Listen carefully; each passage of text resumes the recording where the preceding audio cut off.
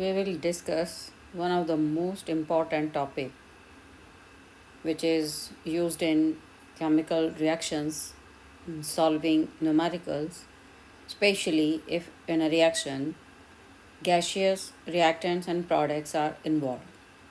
This is the law of combining volume, and it is the Gay-Lussac's law.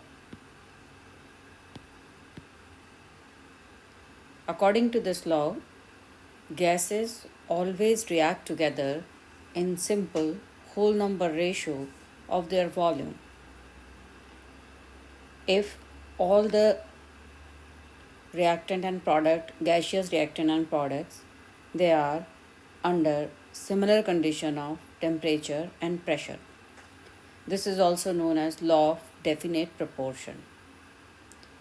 Before starting this law, I want to explain you one of the important property, that is, if we have two vessels with a movable piston and both the vessels have gases at same temperature and pressure.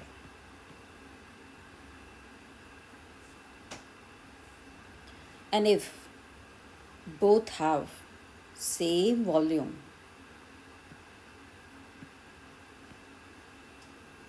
they will definitely be have same number of molecules. This was the important law given by Avogadro's. I can explain you this law in this way. Suppose if we add some more molecules of gas to this container,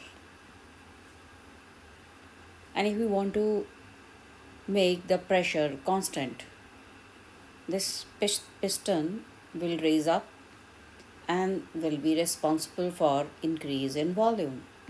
That is, more the number of molecules, more will be the volume. If we want to keep the pressure constant and temperature is also constant, so we can say that the volume occupied by gas is directly proportional to the number of molecules at constant temperature and pressure. If two gases are placed at same temperature and same pressure, and the gas which have more volume will definitely be having more number of molecules. Now come to this law. According to this, if we check stoichiometry of this reaction, that means one molecules of hydrogen combines with one molecule of chlorine to give two molecules of HCl. Or if one molecules of hydrogen gas react with half molecules of O2, it will give one molecule of H2O. If all the three are at same temperature and pressure, hydrogen and chlorine, which have same molecules, will also have same volume combined together, and as HCl has more number of molecules, so obviously volume of HCl will be double than the two. So gaseous reactant and products, they always bear simple ratio of their volume. If we compare stoichiometry of the reaction, we can easily find out how much of product will be formed from how much of the reactants. Like suppose if we consider this reaction, then one volume of CO reacts with a half volume of O2 and give one volume of CO2. Like suppose if we have 1 liter CO2, obviously it will require half liter of oxygen and will give 1 liter of CO2 if all the three are at same temperature and pressure. And suppose if we have 20 liter of CO, obviously we'll require how much of O2? 10 liter O2. And how much of CO2 will be formed? Same as that of CO because they have same stoichiometric coefficients. So what will be the amount of CO2? It will be 20 liter. Now second, suppose if we have taken equal volume of both 20 liter of CO and 20 liter of O2, but actually it's 1 liter require half liter of O2, so it's 20 liter will require only 10 liter of O2. Rest of the 10 liter O2 will be unused in the reaction. And how much of CO2 will be formed? CO2 product is formed only if the reactant participate in the reaction.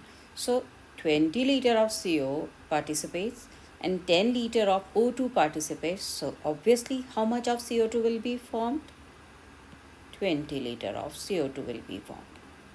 And this oxygen is now it will be in excess amount. And how much excess? 10 liter of oxygen will be excess. That means oxygen will not be completely used up in the reaction.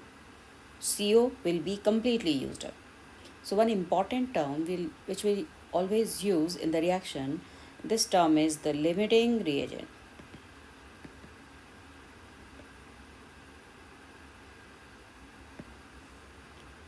Limiting reagent, a reactant which is completely used up in the reaction is the limiting reagent. Or you can say a reactant which is responsible for the formation of product is the limiting reagent. Like suppose if we consider O2 and CO2 and we have taken 20 liter of O2, then 40 liter of CO2 must be formed. But actually it is not so. Actually the amount of CO2 formed is 20 liter because the whole oxygen doesn't participate in the reaction. So we can define the limiting reagent like this. Limiting reagent which limit the reaction. Limiting reagent which is responsible for the product. Limiting reagent which give minimum amount of the product. Like suppose if we consider oxygen as a limiting reagent, the CO2 formed would be 40 liter. If we consider CO, then 20 liter of CO will give 20 liter of CO2. So CO give minimum amount of CO2. So which is the limiting reagent? CO will be the limiting reagent. Let us consider the other question. In this reaction, what is the stoichiometric coefficient of this reaction? One molecule of N2 react with 3 molecules of H2 to give 2 molecules of ammonia. And the same will be the stoichiometric ratio of the volume. That is, if 1 liter of nitrogen is taken, it requires 3 liter of H2 and will give 2 liter of ammonia. Suppose if we have taken 10 liter of N2 and for that 30 liter of H2 will be required and 20 liter of ammonia will be formed. So if we take only 10 liter of N2 and 30 liter of H2, both will be completely used up in the reaction. That means no one is the limiting reagent. Both are taken in stoichiometric amount. Now, suppose if we take 20 liter of N2, then how much of H2 will be required? If it is 1, it's 3 liter is required. If it is 20, then 3 times of 20 H2 will be required. So what will be the amount of H2? 20, its 3 times is 60. So 60 liter of H2 will be required. And how much of ammonia will be formed? If it is 1 liter, ammonia formed is 2 liter. If it is 20 liter, then ammonia formed will be double of this. That is 40 liter. So you can fill the blanks. In the second part, Suppose if we have taken 90 liter of H2, then how much of N2 will be required? Consider the stoichiometry. If it is 3, it is 1. If it is 90, then how much will be this? 1/3 of 90. If it is 3, it is 1. If it is 90, then it will be 1/3 of 90. So how much of nitrogen will be required? 1/3 of 90. That is, it is 30 liter. So 30 liter nitrogen will be completely used up with the 90 liter of H2. Now how much ammonia will be formed? Now if it is 30, it will be double of 30. So how much of ammonia will be required? 60 liter. So it becomes very easy if we want to know that what volume of products will be formed or what volume of reactants will be required to get a certain amount of product. Now suppose if we take 50 liter of both, or you can say same amount of both. If nitrogen is 50 liter and this is also 50 liter, which will be the limiting reagent? Very one simple question you can do like this. N2 and 3H2 gives 2NH3. We can find the product from both the reactants. Like if it is 1, it is 2. If it is 50, then it will be 100. So nitrogen is the limiting reagent, then we'll get 100 liter of ammonia. Same will do with hydrogen. If it is 3 liter, it will be 2 liter. And if it is 50 liter, it will be 2 by 3 of 50, which is obviously less than 100 liter. It comes 33.33 liter. So which of the two reactant giving less product? It is hydrogen. So hydrogen is the limiting reagent. And how much product will be formed? 33.34 liter of product will be formed. I think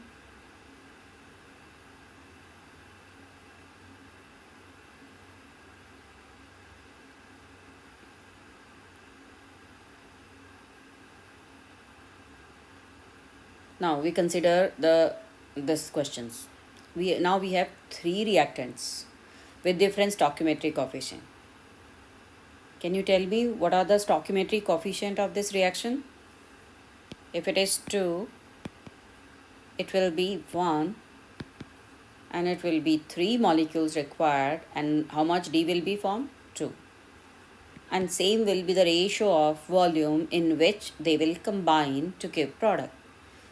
2 liter of A will combine with 1 liter of B and 3 liter of C if all the 3 are at the same temperature and pressure, obviously, and will give 2 liter of D. Now suppose if we have taken equal amount of all the 3, which reactant is used maximum? 3 liter of carb C reacts maximum, its stoichiometric coefficient is maximum, then obviously this will be the limiting reagent. But we can do this question like this. If B is 1, it will be 2. If B is 10, then how much D will be formed? 20. Then we consider A.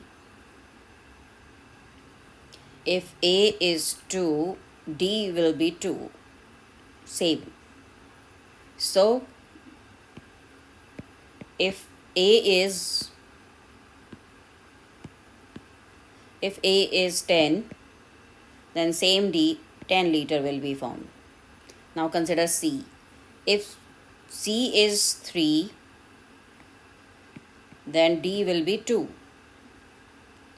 If C is 10, then how much D will be formed? 2 by 3 of 10.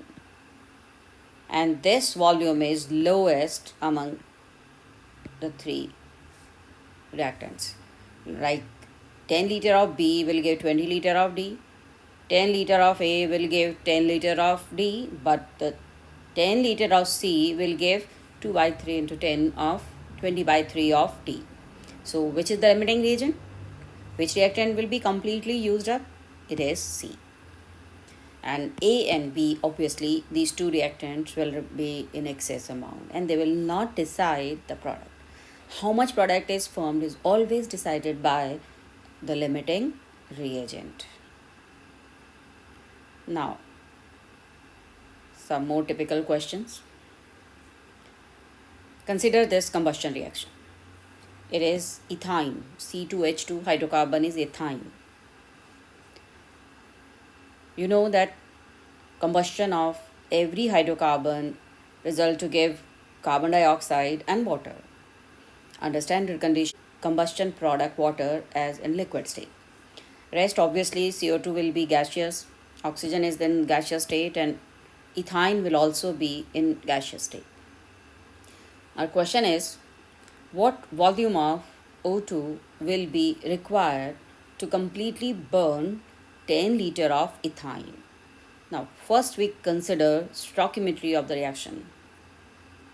You can have stoichiometric coefficient either in whole numbers or it can be in fractions. Like, while balancing the reaction, first balance the number of carbon. C2H2 obviously will give 2 moles of CO2 because 2 carbon gives 2 CO2. And then balance hydrogen. 2 hydrogen, so 1 water will be formed. And the last you can balance oxygen. How many oxygen will be required on this side? How many oxygen atoms will be required? 2 into 2, 4 oxygen. 1 in water, that is 5 oxygen atoms are required. So how many molecules of O2 will be used up? 5 by 2 O2. 5 by 2 O2, that means we are having 5 atoms of oxygen. Or if you multiply this reaction by 2, you can get this stoichiometry. If it is 2 moles or 2 volume, then 5 volume of O2 will be used and 4 volume of CO2 will be formed. But you can't say that what volume of water will be formed because water is taken in the liquid state and this law is not applicable to liquid state. Liquid has definite volume.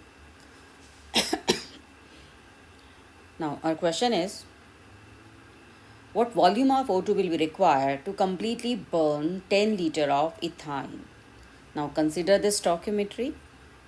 2 liter ethyne require 10 liter of O2 and we have taken 10 liter of ethyne, then how much of O2 will be required? If it is 2 liter, it will be 5 liter. If it is 1 liter, it will be 5 by 2 liter. If it is 10 liter, it will be 5 by 2 of 10.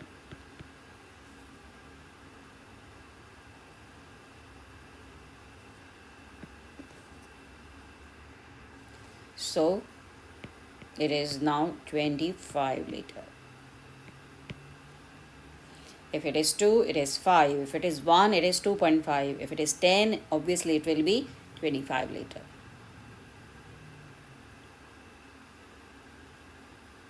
Same, consider this question. This time, we have taken 2 different gases. We have a mixture having 2 liter ethane and 3 liter propane. And both the gases are completely burnt. Then how much oxygen will be required? We have to calculate volume of oxygen required in ethane and then in propane and then we'll add the total volume of oxygen required. Like, consider this first combustion reaction, combustion of ethane. C2H6, 2 carbon, 2 CO2, 6 hydrogen, 3 water. Now balance oxygen. 2 into 2, 4 oxygen atom plus 3, 7 oxygen atom. For 7 oxygen atom, molecules required will be 7 by 2. Any doubt? Same for propane. For propane, 3 carbon, so 3 CO2, 8 hydrogen, so 4 H2O. Now balance oxygen. 3 into 2, 6 oxygen plus 4 oxygen. 10 oxygen atoms are required. So how many molecules will be required? It will be 5 molecules. Now, first we check the stoichiometry. If ethane is 1 liter, what volume of O2 will be required? 7 by 2, that is 3.5. For 1 liter, 3.5 O2 is required. For 2 liter, what volume will be required? Obviously double, and it comes 7 liter. And same in the second question. If it is 1, then 5 times O2 is required. If it is 3, then 5 times of 3, that is 15 liter of O2 will be required for the reaction. So the total oxygen required for complete combustion is 15 plus 7 liter.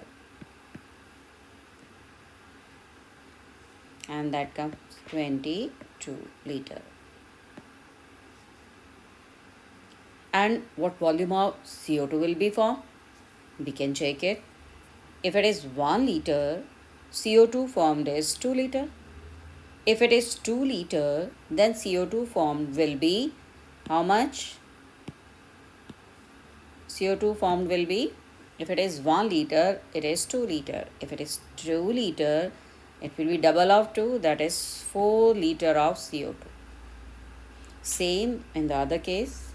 If it is 1 liter, 3 times of CO2. If it is 3 liter, then 3 times of CO2, that is 9 liter.